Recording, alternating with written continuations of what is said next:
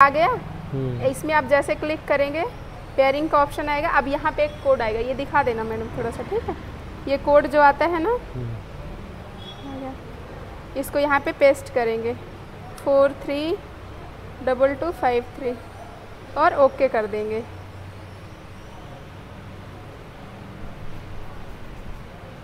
ये देखिए कनेक्ट हो गया। ये यहाँ पे आपको ब्लूटूथ का ये दिखने लग जाएगा। हाँ, ना हाँ। तो समझ जाइए कनेक्ट हो गया। अब किसी का भी फ़ोन वगैरह आएगा ना, नाम सहित दिखेगा यहाँ पे, आपका नाम भी इसमें सेव करने लगेगा अभी, ठीक है। किसी से कॉल वगैरह करवाना है तो आप करवा के चेक करवा लीजिए, ठीक है। थोड़ा पीछे जाना मैडम, और पीछे और पीछे और पीछे, ठीक है। ये तो हो गया, ब्लूटूथ कनेक्टिविटी करवा दिए हैं। इसमें चारों इंडिकेटर कैसे चलते हैं? ये है जेड स्विच ऑन करेंगे तो चारों इंडिकेटर एक साथ ऑन हो जाएंगे। अच्छा। ये जेड स्विच ऑन करेंगे तो ठीक है।